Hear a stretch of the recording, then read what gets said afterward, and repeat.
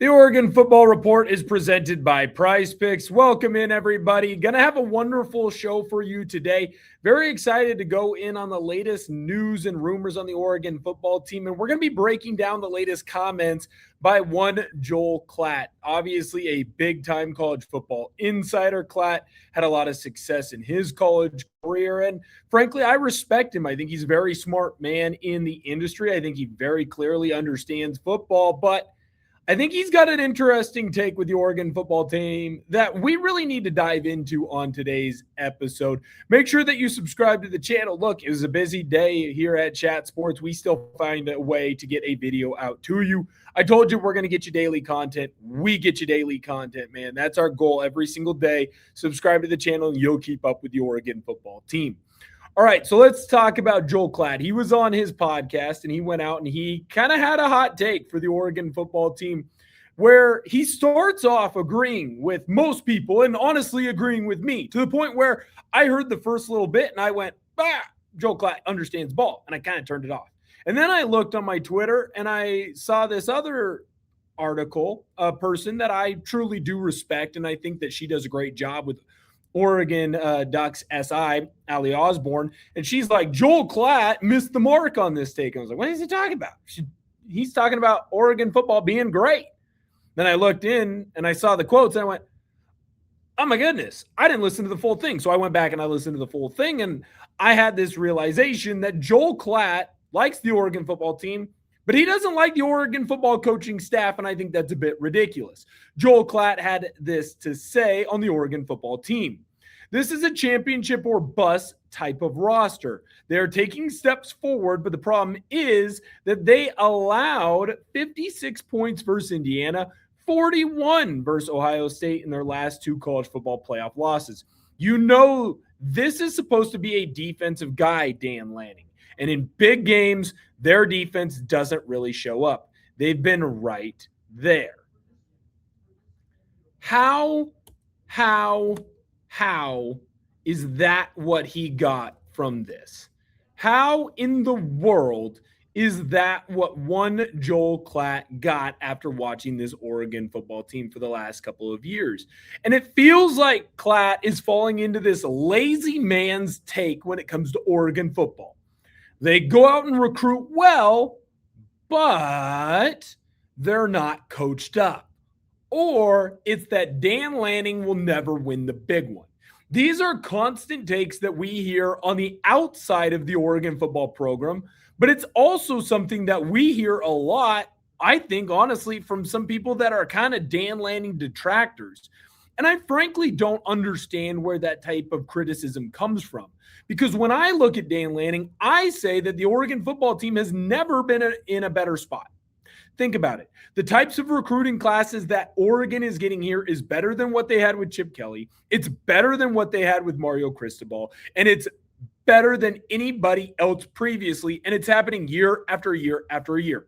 When we look at the progress that this football team has made, every single year under Lanning, they get better. The first year, it's a good team, but they don't make it to the Pac-12 championship game.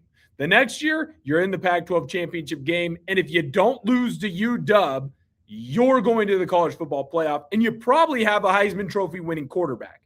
Then the next year, you get to the postseason, you win the Big Ten. Problem, you get boat raced by Ohio State. Here's the thing.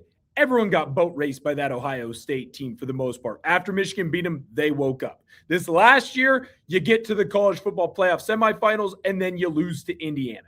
So it's frustrating because every single year you get better. Yet at the same time, every single year, people find new ways to kind of detract from you. We got more on this topic that I definitely want to talk about. But first, I need to let you know that today's show is made possible by Prize Picks. Prize Picks is America's #1 sports picks app. It's the best place to win cash while watching sports. With playoff basketball finally here, there's no better time to cash in than with our friends at Prize Picks. And I'll tell you this, the app, it's really easy to use. To qualify for a Prize Picks lineup, pick 2 to 6 players and select more or less on stat projections, including points, rebounds, assists, three-pointers, and several others across all sports. With the new social feeds feature, you can share prize picks with your friends and copy lineups with a single click. That, of course, always includes me and producer Searle. You follow us on prize picks and get the picks before they even get posted on the show. I have a lineup for the basketball action going on later on this evening. Cade Cunningham, more on his points. Donovan Mitchell, more on his three-pointers. James Harden, more on his points. New user offer. Download the PrizePicks app today and use code HMA when you play your first $5 lineup to receive $50 in lineups. That's code HMA when you play your first $5 lineup to get an extra $50 in lineups with PrizePicks. Clickable link to download the app is in the comments and description. All right, we're back onto what Joel Klatt has to say. And I think this next quote is great because we can dive into more on his opinions and why I believe they are right or why they are wrong. Joel Klatt says on Oregon football's defense, the way they lost to Ohio State, getting run off the field in the first half in that Rose Bowl, the way they lost to Indiana. I know one of those, a pick six to start things off, but the defense has got to get better and up to the task, up to speed for big games. 5 of their 8 was eventual national champions, and the one of their 8 was the eventual national runner-up. So what Klatt is talking about there is essentially Oregon's football, their defense, the team, doesn't play well in big games. And I disagree with him there. When you look at this Oregon football roster, first of all, I think the offense set them up for failure against Indiana in that semifinal game. If you're sitting here and saying, wow, I mean, the defense couldn't stop Indiana. Yeah, I mean, a little bit to a degree. But when you start the game off with a pick six and then, oh, by the way, a couple of drives later, you fumble the ball on basically your 1 yard line, setting up an Indiana touchdown, and then you turn the ball over again later in that game. Oregon football's offense set their defense up for failure. If you look at that and go, Dan Lanning, Tosh Lapoy had a bad game plan, you don't know what you're talking about, man. You just simply do not know what you're talking about. It tells me that, in my opinion, you didn't watch the game all the way through, or you're looking for a talking point right now. Now, if you want to attack Oregon for what happened against Ohio State, sure, you can attack the Oregon defense, but you better attack the Oregon offense too, because I'll tell you right now, they didn't show up for that Rose Bowl game either. Where were they? They were supposed to be there. They were not there at all.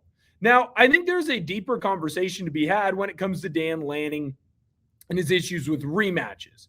And I do kind of understand that conversation. And we'll get into it in a second, but I do have to ask you, does Dan Lanning have a rematch problem? Yes or no? Let me know down below in the comment section. I'm going to give you my opinion here right now. I believe that, yeah, he kind of does. And I think it's fair to be said. When you talk about the losses that Dan Lanning has in his career, right now he's 48-8 as the head coach of Oregon football. He has 1 loss to a Georgia team. That Georgia team went on to win the national title that year. He has 2 losses to a UW team where they ended up moving on and they ended up being the runner-up. So just right there, he's got 3 losses to a national champion and a runner-up. Then he's got a loss to Ohio State, and he's got a loss to Indiana. Those 2 losses were to teams that won national championships. So there's a little bit of revisionist history here, right? Where essentially these losses are to teams that went on to win the national championship, or they were teams that were in the national championship game. That's important to kind of talk about. So yeah, Lanning is losing important big games, but he's losing them to teams that everybody else was losing them to. Indiana, they ran roughshod over everyone last year. That's why they won a title. The year before, Ohio State, after that Michigan game, they woke up and they ran roughshod over everyone else around them. There's a reason why Dan Lanning and the Oregon Ducks lost to him. Unfortunately, the Ducks weren't there yet. But to sit here and say that in a rematch, Lanning has a rematch problem, I don't know, man. That Indiana team beat Oregon down in Eugene by 10 points. That Ohio State team, they just finally woke up and they ran through everyone in that college football playoff. When you look at the UW game, right, and you look at the 2 losses that Oregon football had to UW a couple of years ago when they were the runner-ups to Michigan, Oregon's in both of those games. They're 2 games where basically until the very end, Oregon had a shot to win them. Now, that Georgia game, you got your butt kicked. That's also Dan Lanning's first game at the University of Oregon. So, yeah, I understand why you're saying this is a championship or bust type of roster. I agree with you, Joel Klatt. I think this is a championship or bust type of roster. But to sit here and say that if the Oregon football team loses, it's going to be because of Dan Lanning and his issues as a defensive coach and because of his issues in rematches, I think that's just a ridiculous take in my personal opinion. Because I think when you look at Lanning, I think that he ends up becoming a victim of his own success. If Lanning is having the same record at, well, let's just say Indiana, right? Let's say Curt Cignetti never goes to Indiana. It's only Dan Lanning. He goes to Indiana right away. If Dan Lanning has this record at Indiana, he's a gigantic success, and everyone is lauding him. The reason he's a victim of his own success is because he's at the University of Oregon, and we are a new blood. And when it comes to Oregon, the new bloodness leads to a lot of the blue bloods having a lot of hatred, and the others that are left behind having anger there. Dan Lanning, in his first year in the Big Ten, went undefeated and beat Ohio State, Michigan, and Penn State on that run. Oh, by the way, he won a Big Ten title. That's pretty darn impressive, if you ask me. That's pretty darn impressive. When you look at his defense that kind of clowns here, it's not like they're beating up on schlubs. And over the last 3 years, they're giving up an average of 16.5 points in 23, 19.5 points in 24, and 17.87 points in 25. Almost 18. But you're essentially holding teams to under 3 touchdowns over the last 3 years. So the defense is pretty darn good. The problem is that in big games, yeah, I guess to a degree, Oregon has kind of gone by the wayside. But again, I would make the argument that that isn't true. Because was the Big Ten championship game not a big game? Was the game against Ohio State in Autzen Stadium not a big game? You can go down the list of games. I might even make the argument that the USC game from last year was a big game. I might make the argument that the Iowa game from last year was a big game.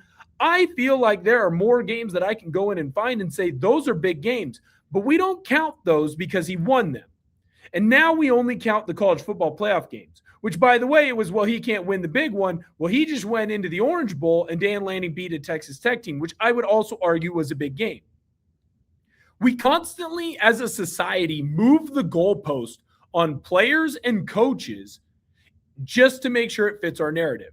And with Dan Lanning, because he hasn't won a national title, teams and media members and haters and losers continue to say, well, he can't win the big one. And you go, well, he won the Orange Bowl. Well, he didn't win the Peach Bowl.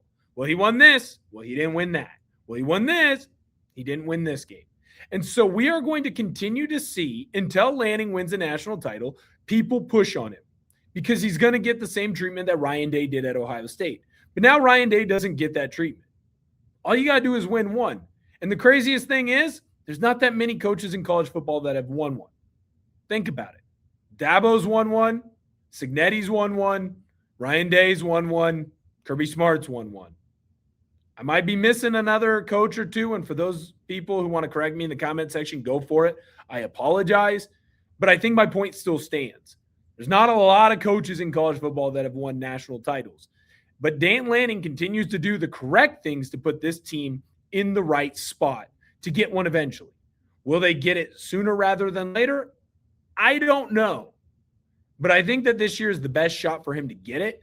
And I don't think that anyone should really be sitting there saying, I don't think the Oregon football team is going to get a title this season.